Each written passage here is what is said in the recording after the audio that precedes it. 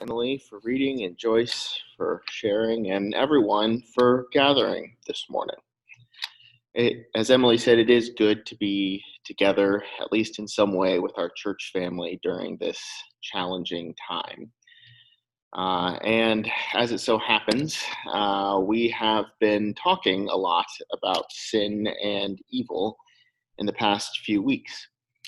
In this Story of the Bible series that we've been doing, the first question that the Bible poses that we really have to wrestle with is, how is it possible that this good, beautiful world in which God created is so tainted by violence and evil? And the Bible tells a story that kind of illuminates this, a story about how sin starts as something small, but it just grows and grows.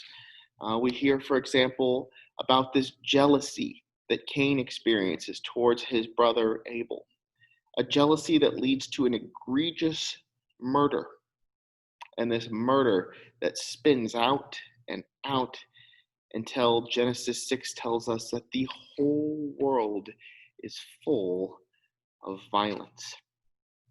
And I'm sorry to say that we have seen this play out in a very painful way in our own world recently.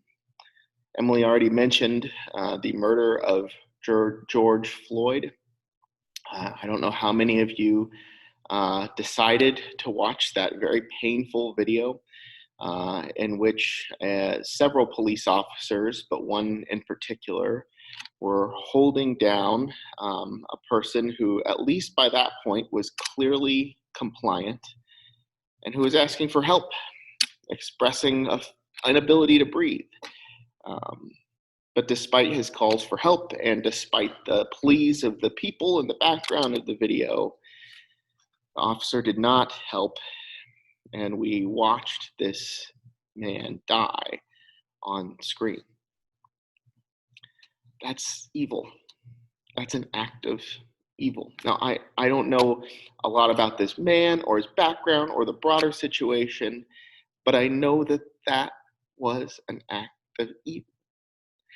And just like the Bible says, it has roots in subtler but potentially deadly things such as the bias, the racial bias that goes unchecked in most of us, the history of racial tension that we have never fully resolved that creates distrust in a community, the violence, the general level of violence that exists in our country, and the fear that that produces for everybody who finds themselves in these kinds of situations.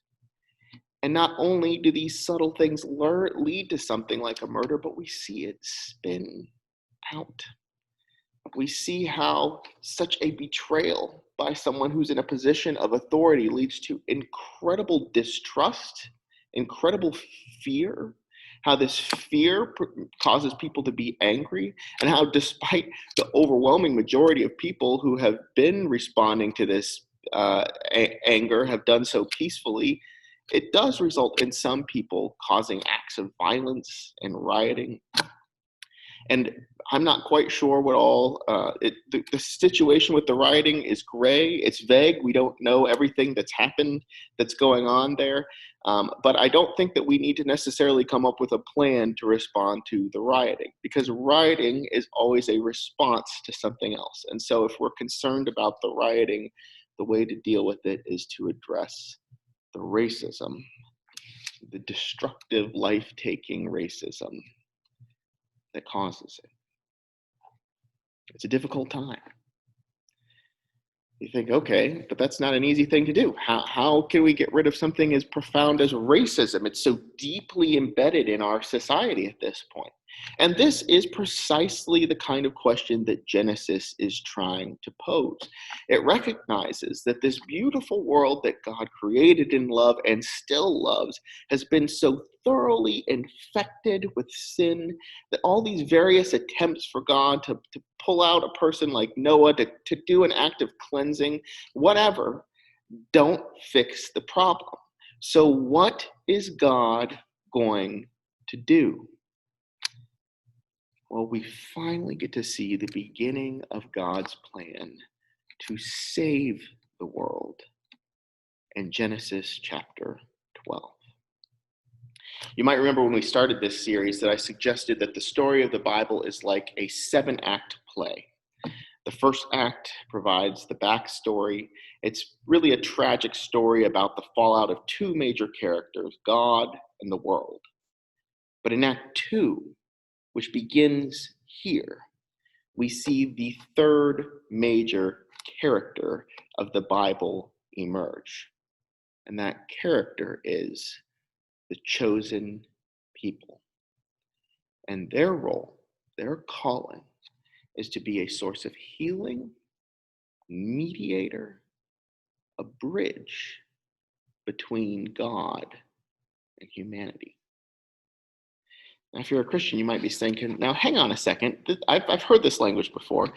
That's how we talk about Jesus. Jesus is the mediator, the bridge between God and humanity. And that's absolutely right. Jesus represents the ultimate climax, the culmination, the completion of this program, but it did not begin with Jesus. And Jesus was never alone.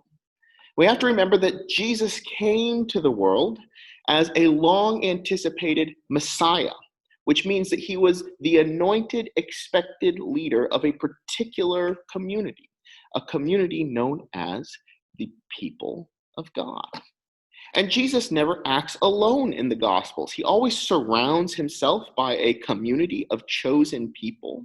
He always acts through this community of chosen people. And the New Testament makes clear from the very first verse that this process did not begin with Jesus. If you remember, let's see here. Sorry, I'm trying to screen share. I'm running into a quick problem here. If you remember,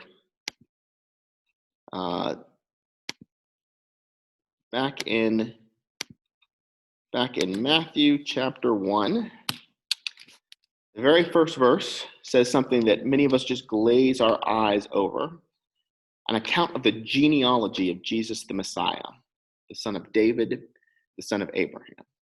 Now, for us, the word genealogy refers to a list of ancestors, maybe something interesting that tells you about where your DNA comes from that you might have a neat conversation with.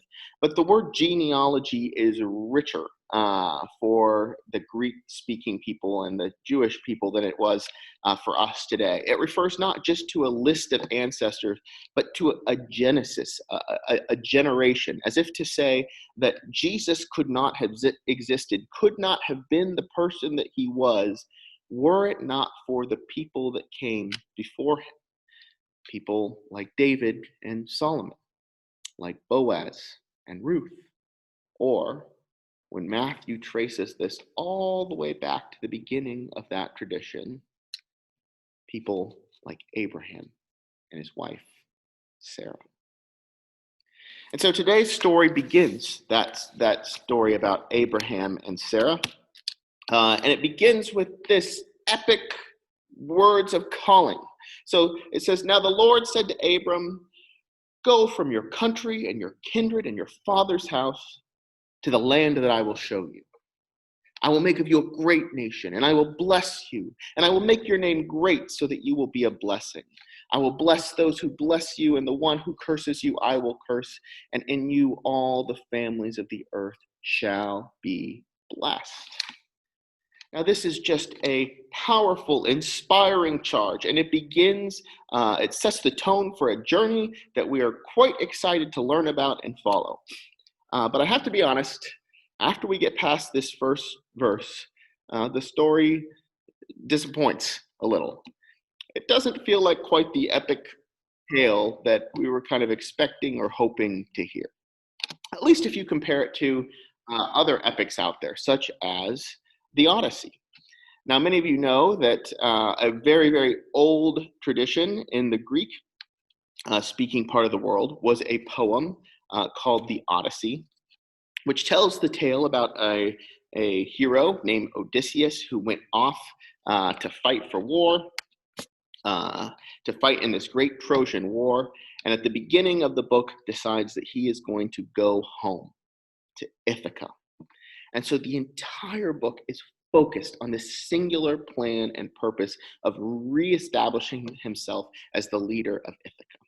And to do that, he has to go through these great adventures. He has to sail difficult seas, fight formidable monsters, resist impossible temptations, but his character traits pull him through. His great cunning, his bravery, his strength, and finally, by the end of the Odyssey, he arrives. He's there. Now, compared to that, the Bible story can be a little disappointing. For starters, Abraham doesn't strike us as a particularly admirable hero.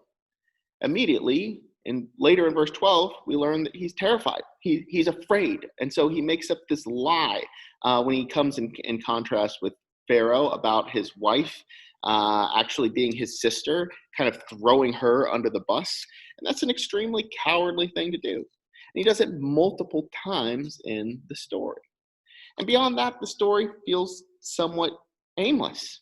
Here, instead of having this singular purpose, yes, God calls Abraham to go to the land of Canaan, but he gets there just a few verses later, as early as verse 5. And so the rest of the time, it feels like he's just kind of bouncing around. There's a famine, and that sends him to Egypt, and then there's a conflict, and that sends him to the Negev, and then, he and his nephew can't work things out, and so that sends him around. And so he's just kind of bouncing around, it seems, somewhat aimlessly. And you have to think, what is going on here? What are we supposed to be getting out of this story? What's it supposed to teach us? Well, there are a couple of different things that I think can help us appreciate this story a little bit better. And one of those things is a better appreciation of its history, world history. So I'm going to kind of take off my Bible hat here for a second, and I'm going to put on a hat that I don't get to wear very often, my amateur historian hat. For those of you who know me, you know that in the past few years, one of my only hobbies has been listening to different lectures about how civilizations developed in India and China and the Americas, Africa, all over the world.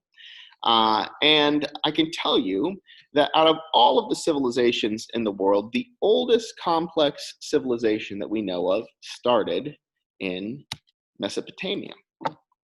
Mesopotamia was a region of the world that had a very fertile set of rivers, and a number of different city-states developed around those, and those city-states started to compete with one another, first in trade and then for political power, and they developed these fierce technologies and insights into how you can organize yourself, and became very powerful as a result of this dynamic.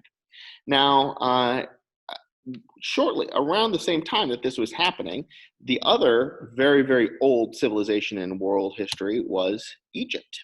Egypt was a very different kind of society, though. Egypt was all based on the Nile River, which was a straight shot from all the way up to the north down to nearly the region of Sudan today.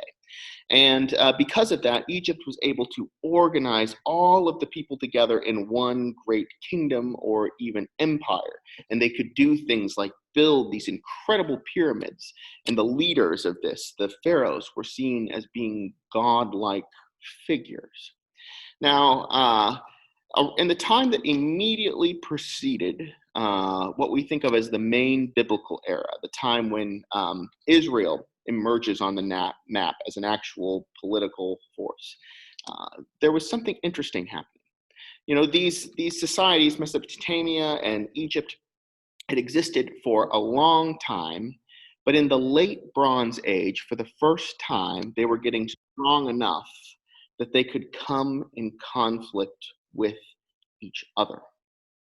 We see the first clash of empires in world history happening around this time of Abraham.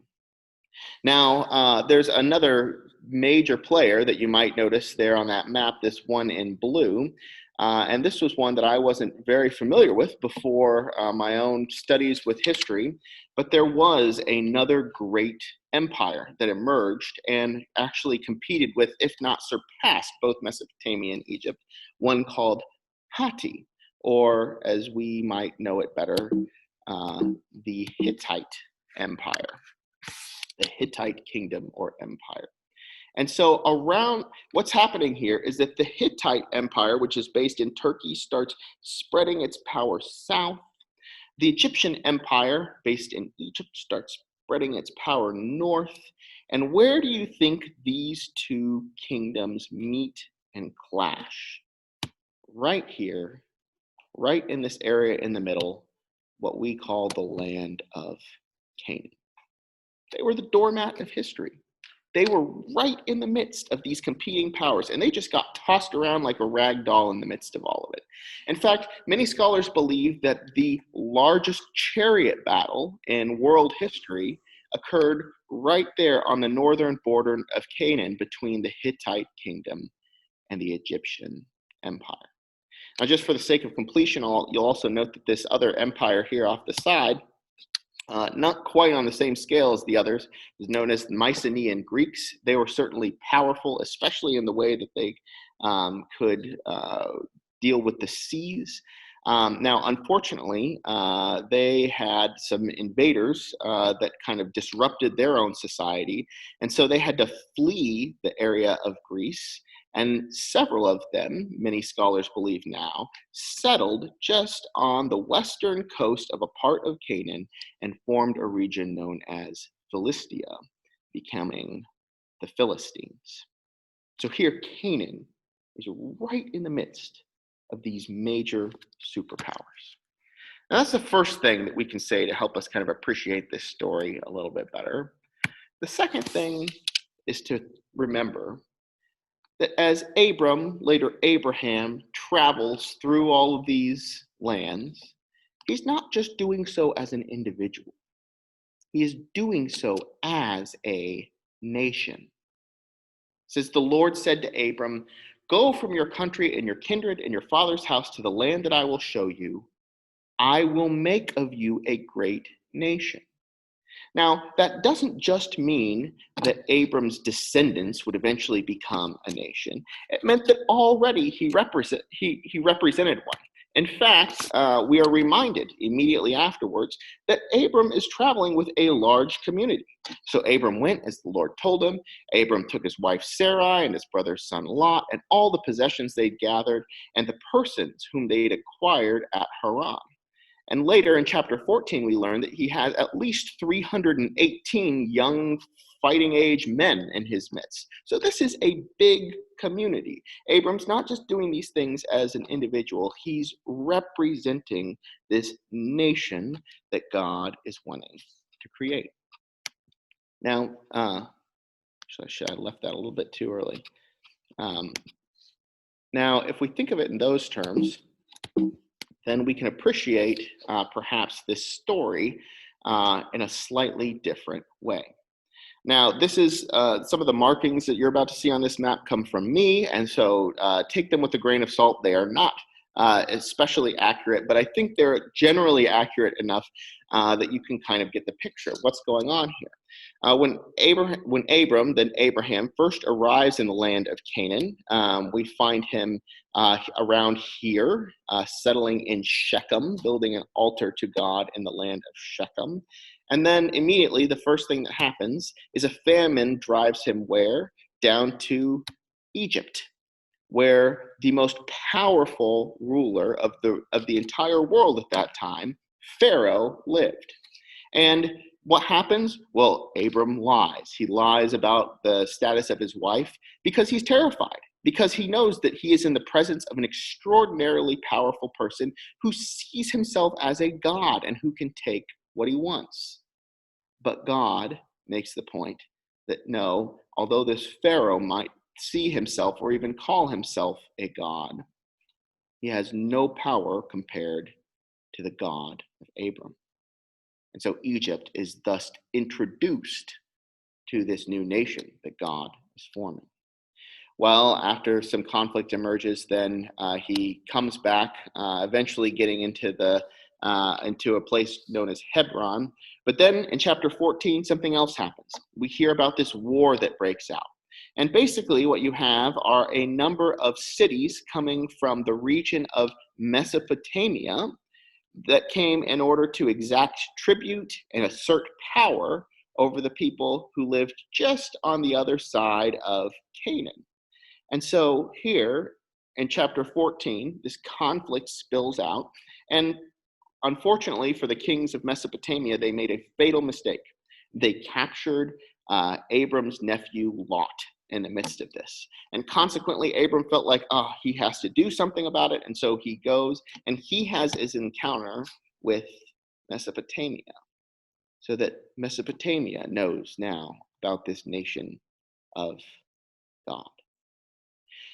And so Abram and his small army chased them off, going all the way to the city of Dan, which is the northernmost point of the region of Canaan. And he ends up coming back down to Jerusalem. But from there, shortly afterwards, he ends up going to encounter another person, Abimelech, who is a ruler from among the Philistines. And think about the Mycenaean Greek society, the powerful society that is represented there. And then shortly afterwards, he ends up going down to Beersheba, which is the southernmost border of the land of Canaan. And when he comes back to Hebron, he has an encounter with the Hittites because he needs to buy a plot of land. And it's quite possible that they are the wealthiest people in this region at this time.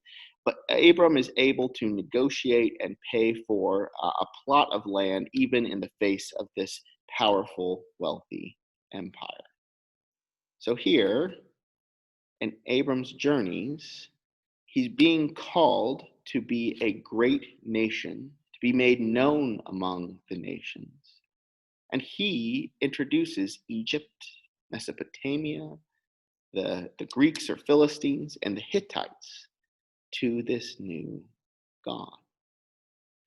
Now, it's important to note that not only is he doing this, but there's something else going on too.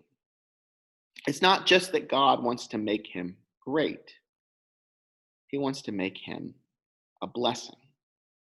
And you, all the families of the earth, shall be blessed. And to do this, God has to make Abram a fundamentally different kind of nation than what the other people had experienced. So one thing, for example, that strikes us when we're reading these stories is that Abram is always looking for a peaceful resolution to problems. Whether he's in an encounter with Pharaoh or Abimelech or his own nephew Lot, if he gets in some conflict with them, he is willing to move his community. And that's no easy thing, especially in the ancient world, to move to another place. And it's not something that you would have to do if you knew that you had the mightiest of all of the gods behind you. But he does it because he doesn't need a territorial claim in order to be a great nation. He can seek peace and trust God. That being said, of course, we know that there was one situation where he did go to war, one and only one, and it was in response to an egregious act of aggression. And now here, this makes us uncomfortable because we don't support war as Mennonites, as pacifists, but it's important to note that even here, he acts differently. Because after he victoriously drives the Mesopotamians out of the land of Canaan, he doesn't want to be praised for it. The king of Sodom offers him money, offers him accolades, but he does not want to be a war profiteer. He gets his strength alone from God. And then we find this funny thing happening with the way that he treats money, both here in this story and later when he's dealing with the Hittites. It seems like he kind of has these opportunities to use his status to exploit people, either to put them in debt or to extract tribute from them or to try to negotiate the best possible deal. But he doesn't. He doesn't cling to money and resources with everything he has. because he believes that his power comes from God. And so here he is encountering all of these surrounding powers, showing that his God is the mightiest of all, that he doesn't need territory or military strength or money to be the kind of nation that God calls him to be. Now, truth be told, all of this is kind of the backstory, because what's going on in the foreground is the concern about him being able to pass on, him be able to have an heir. Without an heir, you can't have a nation that lasts. And so God puts him through these challenging tests, which are hard for us to make sense of today. Ones in which he tells him that his barren wife is going to have a child, that they're going to give birth in extreme old age. And then after he has this child, that he needs to trust God to sacrifice him.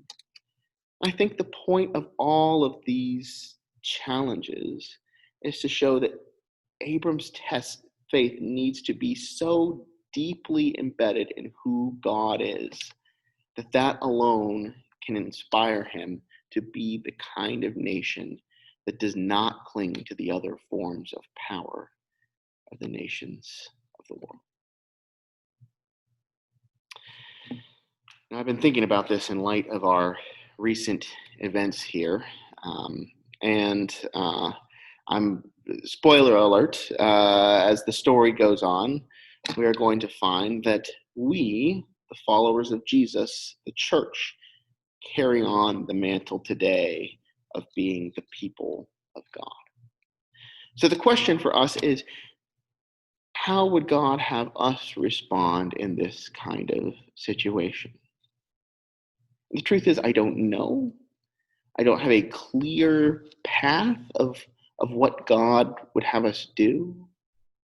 But I do think that just like he did with Abram, that God would put us right in the midst of the suffering. Not put us in a position of power like Egypt or Canaan, or Egypt or Mesopotamia, but to have us go right at the heart of where the suffering is happening. And it's not like there's a blueprint. We have to listen to God at each step. Sometimes this means going out of our way to make peace. Sometimes it means confronting particularly egregious acts of aggression and evil. The point is that we have to be there. And we have to be willing to look to our God to guide us and show us a way that this world that's so confused and lost in the midst of this really needs. Let's pray.